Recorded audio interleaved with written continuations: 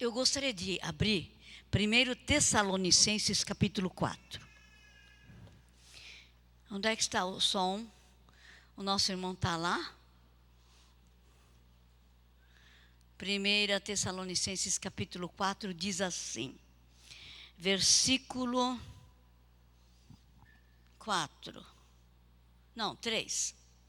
A vontade de Deus é que vocês sejam santificados, abstenham-se da imoralidade sexual. Cada um saiba controlar o seu próprio corpo de maneira santa e honrosa, não dominado pela paixão de desejos desenfreados, como os pagãos que desconhecem a Deus. Neste assunto, ninguém prejudique seu irmão, nem dele se aproveite. O Senhor castigará todas essas práticas, como já lhes dissemos e asseguramos, porque Deus não nos chamou para a impureza, mas para a santidade. Portanto, aquele que rejeita estas coisas, não está rejeitando o homem, mas a Deus que lhes dá o seu Espírito Santo. Tudo bem, irmãos? Amém? Vamos levantar a mão, vamos orar. Senhor, nós queremos neste momento colocar aquilo que vamos falar. Senhor, que este povo que está aqui, que separou este dia para receber essas informações, não fiquem apenas com a informação intelectual, mas nós sabemos que tem que começar com a informação intelectual, mas que verdadeiramente saiamos daqui convencidos daquilo que temos que fazer. Senhor, ensina-nos a tomarmos posição na Tua presença, em nome de Jesus. Antes de começarmos a colocar a nosso PowerPoint aqui, por favor, sentem. Eu queria contar uma história na realidade eu queria ler uma carta de uma mulher, que depois de uma ministração, ela estava muito, muito feliz, agradecendo, porque ela tinha alguma coisa errada com ela. Depois que ela se casou, ela descobriu que algo muito, muito errado estava com ela. Porque depois do casamento, quando o marido se aproximava a ela, ela ficava apavorada pela aproximação daquele marido. Os dois se casaram direitinho, namoraram direitinho, né, irmãos? E se noivaram, se casaram, aparentemente não havia nada de errado. Mas ela descobriu aquele momento de pavor, de intimidade, era porque ela tinha sido abusada sexualmente. Vocês estão me ouvindo? E a questão do abuso sexual não é 20%, 10%. Irmãos, 50% da nossa população, mais agora, com toda essa situação em que a Loma está apontando, irmãos, nós estamos enfrentando uma situação terrível. Agora, eu estou falando que eu sei daquilo que eu estou falando, porque nós estamos fazendo 29 anos agora de Ministério de Libertação. E começamos focando muito no início na questão de feitiçaria, da bruxaria, da idolatria. Mas o nosso foco foi mudado para restauração sexual ou perversão sexual, para restaurar aqueles que caíram na perversão sexual depois de um certo tempo. Porque a feitiçaria trazia perversão, a idolatria traz perversão.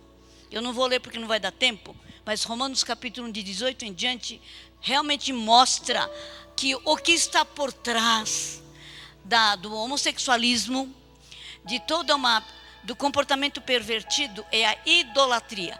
Quando toda uma nação adora a Rainha dos Céus. E o Brasil foi entregue à adoração da Rainha dos Céus desde o início da nossa história. Rainha do Céu está representada no Brasil pela Aparecida. Ela está em vários lugares. No Japão ela aparece com o nome de Amaterasu. Na China vai com o nome de Quan Lin.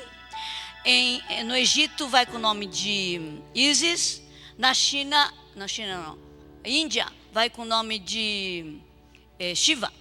E assim em vários lugares. Não é a mãe de Jesus. Vocês estão me ouvindo? É mãe, aquela que se diz mãe de Deus, não é? Mas é antigo principado que domina junto com Satanás e principados potestades para perverter, para destruir a humanidade. Então, abuso sexual. Então, uma definição médica. Abuso sexual é definido como exposição de uma criança a estímulos sexuais inapropriados para a sua idade, seu nível de desenvolvimento psicossocial, seu papel na família. Isso é uma definição ultra simples. E agora, nós temos uma definição de conselheiro. Esse é o Dr. Dan Allender. Ele escreveu um livro chamado Lágrimas Ocultas.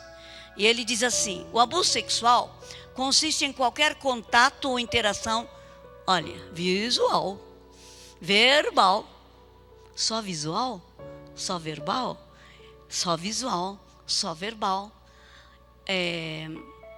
psicológica, entre uma criança adolescente e um adulto. Quando a criança adolescente está sendo usada pelo adulto para sua própria estimulação sexual ou para qualquer outra pessoa. O abuso pode ser cometido por um menor, quando este é significativamente mais velho do que a vítima. Por exemplo, um menino de 12 anos pode abusar um outro menino de 7 anos, ou de 5 anos, ou uma menina de 5 anos, de 7 anos. Ou quando o perpetrador está numa posição de poder ou de controle sobre uma outra criança. Filho de patrão abusando filho de empregado da mesma idade. Dá para entender, né? Quando o abuso é cometido por um adulto ou por uma criança mais velha, que seja parente de sangue ou de lei, constitui-se incesto o abuso sexual intrafamiliar. Agora, irmãos, eu quero colocar aqui duas coisas: mito e fato sobre o abuso sexual em criança. Porque nós temos uma ideia, quando nós falamos de abuso sexual, você pode imaginar uma série de coisas. Existe mito, existem fatos. Geralmente o mito não é comprovado. Então o pessoal diz: incesto é raro, imagine. Só que pode acontecer em mais de 10% das famílias. E esse dado é bem anterior. O abuso sexual ocorre somente nas classes menos privilegiadas. Aquela ideia, só no meio da comunidade, no meio da periferia, daquele povinho que não entende nada. Mas, irmão, não é isso. O abuso sexual é comum em todos os grupos socioeconômicos, educacionais, religiosos e culturais. Irmãos, vocês não imaginam professor da USP sendo pego porque ele era um pedófilo. Vocês estão me ouvindo? Eu creio que ele estava desesperado. Então ele jogou no lixo um DVD daquele antigo, né? Com ele praticando sexo com adolescentes. Como é que pode? Está deixando exatamente as provas naquele lugar. E aquele homem foi preso, né? Olha só, em todos os grupos socioeconômicos, educacionais, religiosos e culturais. Agora você sabe muito bem o que a Igreja Católica está enfrentando. Alguns anos atrás, a Igreja Católica teve que pagar milhões de dólares para, como fiança, né? Para calar certas pessoas. E ela continua. E agora você pode dizer, está vendo? Igreja Católica. Mas, e na igreja evangélica tem disso? Tem, e nós vamos ter que tomar providências nesse sentido. culturais. No Oriente, no meio do Islã, não tem. Tem. No meio dos japoneses, nepaleses, não tem. Tem. Então, outro mito as vítimas de abusos sexuais são meninas. O fato, 10 a 20% das vítimas identificadas são meninos. Eu fui recebido por uma casa, por um arquiteto, e fiquei naquela casa. Naquela casa havia um menino de 9 aninhos. A cabecinha dele não funcionava direito, porque na hora de nascer faltou oxigênio. Então a cabecinha dele funcionava como se fosse de 5. O corpinho era de 9. Então ele estava na escola e os pais foram passear. Deixaram o menino de 9 anos com aquela cabecinha de 5 com o tio e irmão da esposa. Enquanto o papai e a mamãe estavam passeando, esse tio, pensando, ele tem cabecinha de 5, ele não vai entender nada do que eu vou fazer. E abusou aquele fim de semana. E o menininho juntou todos os coleguinhas. Logo depois, aquele fim de semana, juntou e começou a contar em detalhes o que o tio estava fazendo.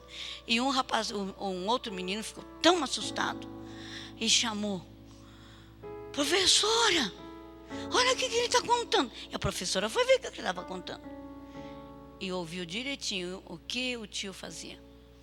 Irmãos, o tio era um pedófilo. Agora, nós temos que entender por que uma pessoa se torna pedófilo, né?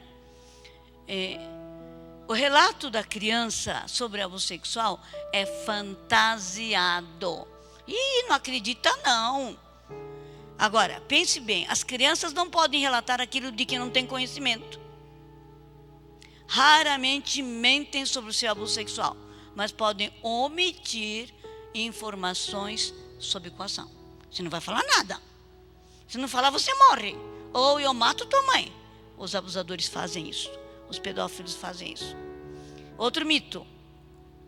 Caso não houver dano físico, não existem efeitos prejudiciais. Muitas vezes os pais, tomando conhecimento de que a filha foi abusado, foi estuprado, então eles falam assim: vamos lá, vamos ver o que está acontecendo, vamos no médico. O que acontece, irmãos? Não tem nada. Fisicamente não se comprova nada, diz o médico, mas o abuso sexual é um componente significativo de histórias relatadas por homens e mulheres com transtornos emocionais, maritais, psicossociais. Sempre existirão efeitos nocivos, mesmo não havendo dano físico. A história de uma outra mulher, eu acabei de contar para vocês aquilo que ela descobriu de errado. Lembra a primeira história que contei para vocês? Mas uma outra senhora, ela entrou na minha sala depois de um seminário para ser ministrada pessoalmente, e ela começou a chorar. Irmã, a senhora não sabe, eu joguei fora o meu casamento. O meu marido me esperou 3 anos. Eu não sabia por que acontecia tudo aquilo. Essa mulher tinha sido sistematicamente abusada dos 6 a 12 anos por um primo que morava perto. A mãe cuidava dessa menina com todo carinho, mas havia um dia na semana que a mãe não podia ficar, ela ficava sozinha. E o primo descobriu. E na visita semanal dele, o que acontecia? Era abuso sexual, não é? Então, era aquele caso. Quando o homem chegava, quer dizer, o marido começava a chegar perto dela, ela não via o marido, ela via o primo. Entende? E esse povo precisa ser curado. E nós temos muitos desses casos. Eu estou falando daquilo que eu sei. Quase 30 anos de Ministério de Libertação e Cura, nós temos enfrentado essa situação. Outro mito: o comportamento sedutor da criança justifica abuso sexual e a torna responsável. Olha que mentira! O comportamento sedutor é normal na criança, mas pode se intensificar ou alterar devido ao abuso sexual. Apesar da sedução da criança, os adultos são sempre responsáveis pelo seu comportamento com as crianças, não é? Um dia eu estava vendo a televisão, ainda estava estudando nos Estados Unidos, e o repórter falava assim: como é que a senhora teve coragem de ter relação sexual com a tua filhinha de 7 anos? O homem tinha 37 anos. Então ela fala assim: ué, eu só concedi aquilo que a minha filha estava pedindo. Vocês estão entendendo, irmãos? Esse tipo de burrice que existe na mente de alguns pedófilos. O pai fazendo isto. Agora, veja só, pergunta para uma menininha pequenininha, fala assim: quando você crescer, você vai casar com quem? Sabe o que a menininha vai falar? Com o papai. Vocês estão entendendo? O papai é o herói, o papai é o lindão, ele é o perfeito, ele é um semideus, não é? E ela observa. E muitas vezes ela até insinua a fazer aquilo que ela faz com a mamãe. Vocês estão entendendo? Mas o pai tem que verdadeiramente ter essa posição de paternidade. Desenvolver o papel de paternidade e não de abusador, né? Então, o comportamento... Eu já falei, né? Agora, o comportamento sedutor pode intensificar pelo abuso sexual. Quando vocês começarem a notar no teu filho, na tua filha, interesse sobrenatural, anormal na questão sexual, pode começar a pesquisar, porque provavelmente ele tenha sido abusado. Agora, o abuso não significa apenas relação sexual completa naquilo como tradicionalmente nós entendemos, penetração. O abuso sexual pode ser apenas toque. Um abusador toca nas partes íntimas da criança. Nessa hora, agora eu vou falar como libertadora, tá bom, irmãos? Quando esse abusador, com a mão contaminada, porque o pedófilo é alguém que está totalmente contaminado. Provavelmente ele tenha sido abusado quando criança. E o que acontece? Ele carrega os demônios do abuso. E agora esse demônio está se manifestando nele. Ele nem sabe exatamente por que está acontecendo isso. E ele é empurrado por esse demônio a tocar numa criança. Quando ele toca com essa intenção, aquele demônio já passa naquela outra. Passa na criança. Vocês estão entendendo o que eu quero dizer? Então, o toque, não é? Beijo, qualquer beijo de um pedófilo, ele já está tocando. Vocês estão entendendo? É muito, muito importante entendermos tudo isso, não é? Agora, então, quando a criança começa a ter muito interesse, ou quando a criança começa a se masturbar, o pai e a mãe não sabem, mas por quê? Ela é tão pequenininha, de onde ela aprendeu? É porque alguma coisa já está acontecendo na vida daquela criança. E agora, veja só, o Don Allender disse que o abuso pode ser apenas visual. Agora, vocês já imaginaram? Nós deixamos a televisão ligada durante o dia, durante a noite. E tem uma criancinha pequenininha e a mãe e o pai pensam assim: ela não entende nada. Mas e o estímulo? E os demônios que foram contratados, que estão impregnando todos os filmes, irmãos?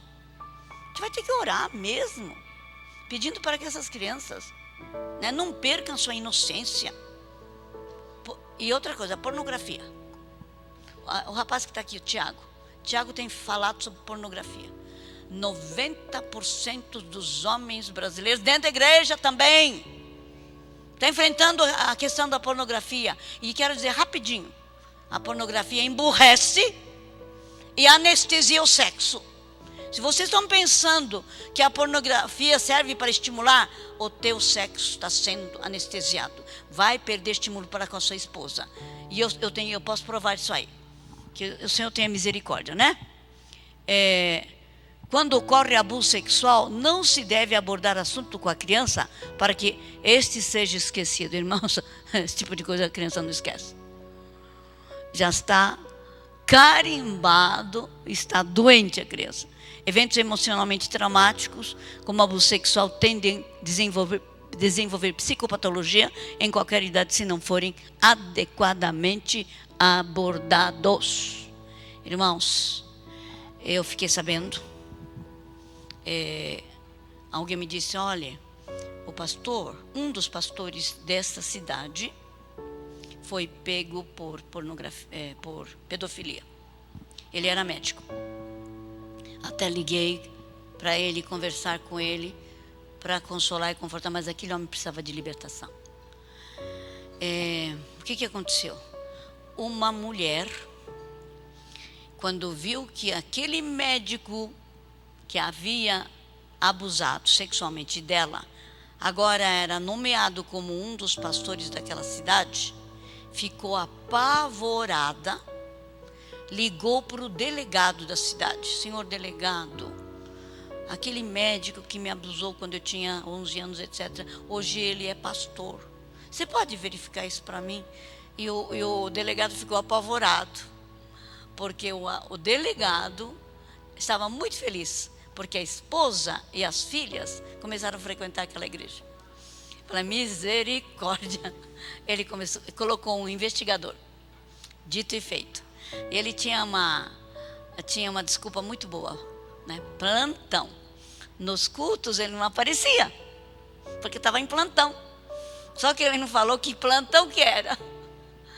E o delegado foi atrás, mandou o investigador, foi pego, enquanto havia culto, foi pego o homem com 2 meninas dentro de carro, lá perto, bem longe, naquela época, não é? Perto de aeroporto. Vocês estão entendendo? Não é? Então, muitos dos pedófilos também, que estão dentro da igreja, são pessoas que estão desesperadamente necessitadas, estão procurando solução. Por isso nós fazemos questão de primeiro ministrar os pastores, os líderes. Muitas vezes são pastores de púlpito, outras vezes são levitas, não é? Outras vezes são diáconos que estão enfrentando esse problema. Porque nós não falamos quase sobre isto.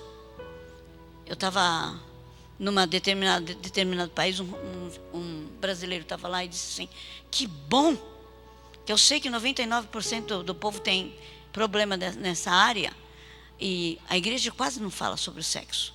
Mas que bom que vocês estão falando. Entende, irmãos? E nós não podemos fazer de conta que está tudo bem. Nós temos que enfrentar. Bem, vamos lá. Fatos e números referentes ao abuso sexual. Os perpetradores do abuso, pais e padrastos, são número maior. Mas olha que interessante, irmãos 13%, depois tios, terrível. Avós, 3. Primos, 18. Outros parentes, 11. Cunhados, 4. Mulheres, 6 a 8. Hoje o número de mulheres abusadoras tem crescido por causa do lesbianismo. É alguma coisa horrível. Então, irmãos, por que do crescimento do abuso? Pela revolução sexual. Irmãos, um sujeito chamado Kinsey, na década de 40, fez uma pesquisa de comportamento sexual do americano. Só que este homem usou de má fé. Acho que ele pensou assim, a sociedade americana é muito quadrada, então nós vamos ter que fazer alguma coisa. E mandou fazer uma pesquisa e apresentou o resultado daquela pesquisa como sendo verdade. 50 anos depois, eles descobriram que tudo aquilo era mentira.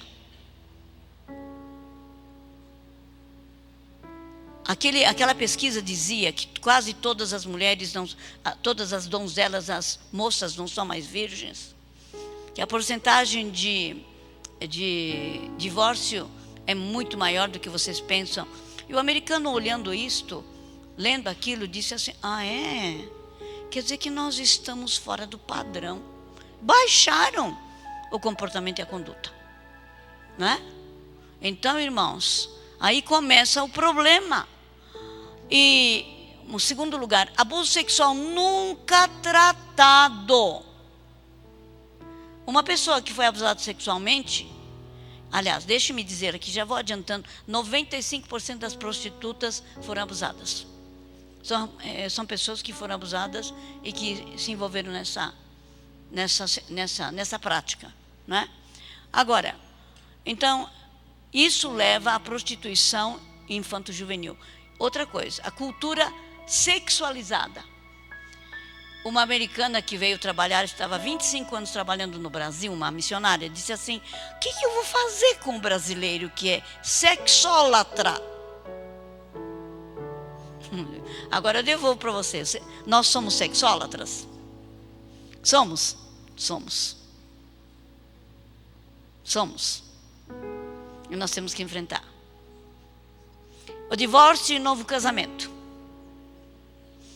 O pai vai embora, a mãe casa com outro, traz um namorado em casa, depois começa a conviver, quem sabe até já se casou, mas de repente o padrasto olha dentro da casa e tem uma adolescente, versão, né, novinha da mulher com quem ele casou.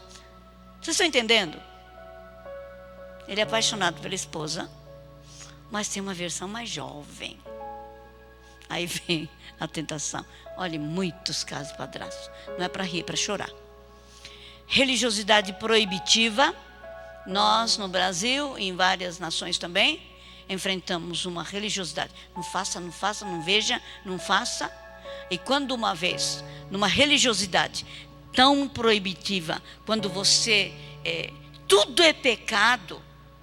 Quando uma pessoa sai daquele limite, a pessoa não fica na periferia daquele limite, pula para outro lado. Entende? Então, em vez de... Eu lembro muito bem daquela senhora contando assim: irmã, minha mãe não me deixou comprar uma sandalinha, era tão bonitinha, mas minha mãe falava que aquilo era mundanismo. Ela comprou sandalinha e pulou para o outro lado. Entrou no mundão mesmo, por causa de uma sandalinha. Esse tipo de coisa é muito comum. Satanismo e o abuso como meio ritualístico. Numa igreja como a igreja de vocês aqui, provavelmente não se fala muito sobre satanismo, mas satanismo está muito presente. E dentro do satanismo, um dos meios de adquirir poder é o abuso. Quanto mais você puder apavorar uma criança através do abuso, aquela pessoa que está servindo Satanás recebe poderes. Tipo de abuso: dizia-se de modo geral que o abusador era homem, a vítima era menina. Aqui eu não tenho que repetir porque eu vou fazer rapidinho. Relações incestuosas: pai, filha, pai, filho, mãe, filha, mãe, filho, irmã, irmã, irmão, irmão, irmã, irmã. O mais relatado é pai e filha, padrasto, enteado. Intrafamiliar: pai e filha. Muitas vezes, irmãos, o pai não se aproxima à filha pensando: vou abusar dela. Não, ele se aproxima com determinado tipo de carência dele. Quer um abraço da filha. E de repente descobre que a filha não é mais filha. Menina, hoje ela é mocinha. Vivendo no meio de estresse. E agora a dona, a esposa, não atende a sua necessidade. Muitas vezes está revoltado com o marido, não é? Não tem sexo saudável com a esposa. E a mãe, tem mãe que passa as suas tarefas para a sua filha. Uma coisa terrível, né? Multiproblemático, família desorganizada. dentro dessa família, enfrentando alcoolismo, drogas, abuso físico, delinquência, doença mental. E a vítima é criança de abuso físico e sexual. A filha mais velha é a primeira, sendo substituída pelas mais novas. Um dia eu estava falando numa igreja, eu não estava fazendo nosso seminário, eu estava participando de um relato de viagem missionária. Chegaram 3 meninas perto de mim e falaram: pastor, nós temos que falar com a senhora. Eu não estava falando sobre sexo, nós não estávamos falando. Meu pai, nosso pai, abusa de nós. Eu falei: e daí, teu pastor? Aí eu já contei para ele, mas ele não faz nada. E eu estava lá e falei com o pastor: pastor, o senhor dá um jeito de cuidar dessas crianças? Todas 13, 14, 15 anos. O senhor manda para nós, porque nós podemos fazer libertação com essas crianças, né? Só que ele nunca fez nada. É triste, né, irmãos? Abuso acidental. Acidental acontece. Muitas vezes o abuso a grande maioria é feito por pessoas conhecidas. Mas você pode... o abuso acidental pode acontecer com gente desconhecida. Não é verdade total. O abuso sexual acontece em grande maioria com pessoas conhecidas como vizinhos, um tio, amigo do pai, primo, médico, professores, dentista, padres, religiosos, pastores. Os pediatras levantaram uma estatística à frequência de incesto, estupros e outras formas de abuso sexual nas crianças. A estimativa mais baixa de 40 mil, até mais alta de 400 mil por ano. Eu acho que é muito mais. Dinâmica do abuso sexual. O lar onde abuso sexual pode aparecer. Um lar com carência afetiva. Um lar onde não há demonstração de amor. Lar onde o abraço não é cultivado. Lar onde a palavra eu te amo, meu amor, eu te amo, minha filha, isso não é mais adotado, né? E numa casa onde existe inversão de papéis sexuais e emocionais, muitas vezes as crianças tomam conta dos pais. Emocionalmente os pais estão perdidos. Então são os filhos que tentam controlar a situação. Onde existe também muita rigidez, eu falei da rigidez, autoritarismo, controle com inúmeras regrinhas. Característica do abusador, acho que a Luma falou um pouquinho. A pessoa se sente bem atraindo crianças e relacionando-se com elas. Sente sexualmente excitada por crianças, frequentemente pela ingenuidade sexual delas.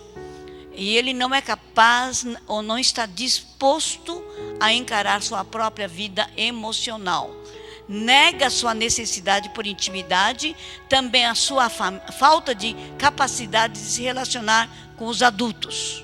Irmãos, são pessoas que não reconhecem que precisa de uma intimidade, que o próprio casamento dessa pessoa tem que ser consertado, tem que ser ministrado. Então, o uso de álcool, quer dizer, eles usam muito álcool como elemento para desinibir e a pornografia como elemento para excitar.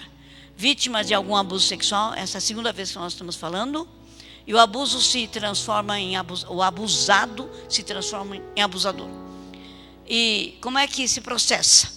Um contato físico, manipulação, toque ou penetração. Tudo isso é considerado como abuso. Processo da sedução. Primeiro ele se aproxima. Estou tendo amizade com você, mas você não vai comentar com ninguém, viu? Não é? Desenvolvimento da intimidade. O terceiro estágio é abuso em si. Quarto estágio é a manutenção. Aquela história que a Loma estava contando, que no meio de crianças, meninos que estavam ali, aparece um homem. Realmente é uma situação que deve se observar. Dinâmica da vítima. a criança tem fome de verdadeiro relacionamento. Então, o que acontece? Faminta por um relacionamento significativo, devido a distanciamento e disfunção do lar. O lar é um lar, a vítima pode aparecer no lar matriarcal, a mãe que manda, o galo canta fino naquele lugar, né? Patriarcal, o pai fala, ninguém mais consegue arguir com ele. No lar caótico, sem autoridade, controlado pelas crianças. Lares disfuncionais produzem dependência, intimidade, e como a criança quer um abraço do pai, suporta o toque abusivo.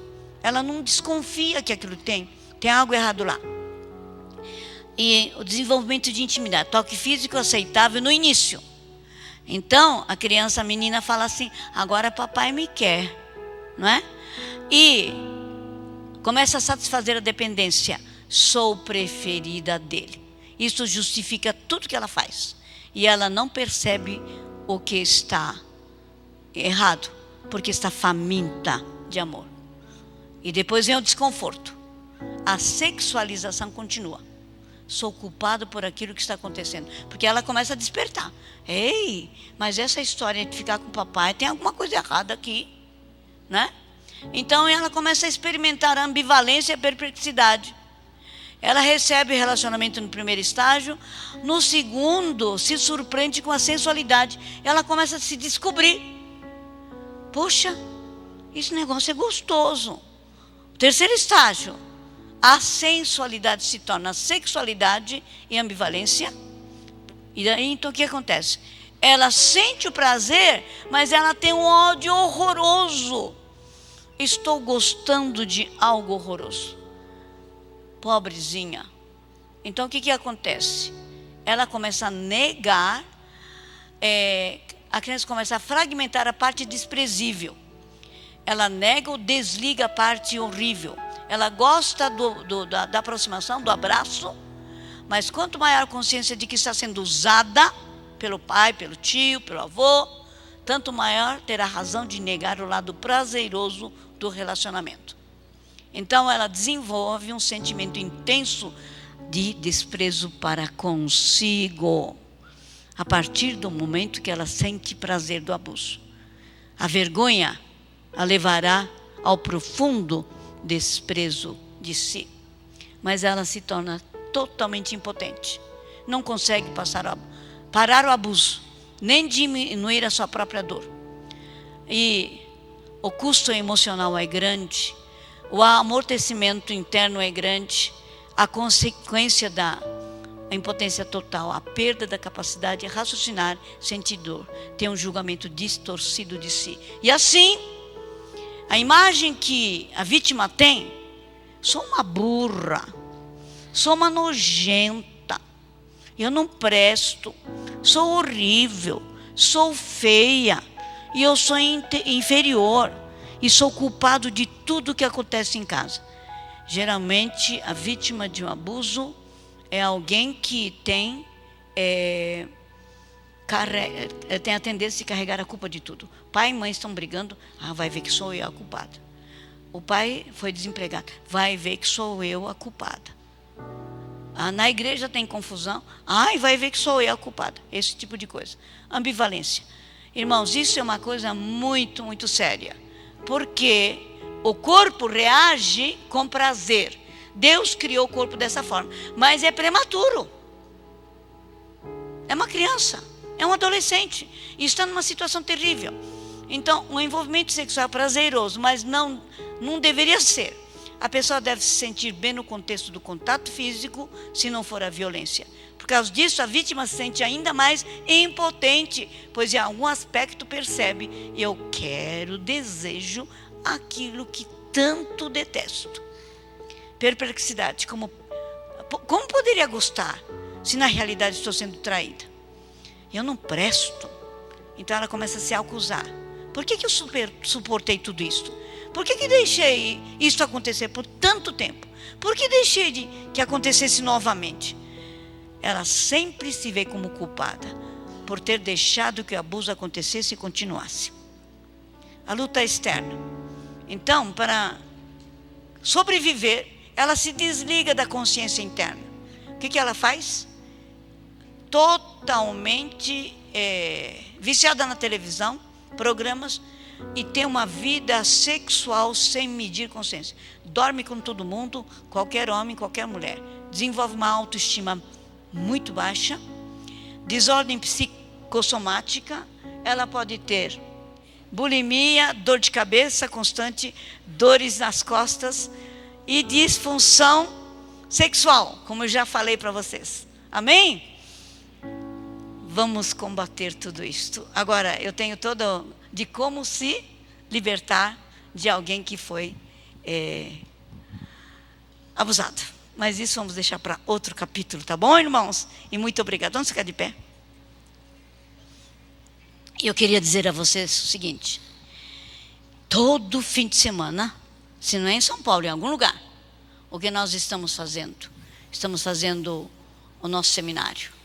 E são 10 horas e 30 minutos de ensino. Já viemos aqui fazer também. E, naturalmente, não sei, 15 anos atrás ou mais, as coisas agora mudaram, né? Mas o que eu quero dizer a vocês é que não importa que tipo de estrago o nosso inimigo fez nas nossas vidas, existe solução, existe salvação, existe cura. Entende? Então eu quero dar essa esperança a vocês de restauração. Deus restaura, em nome de Jesus. Amém?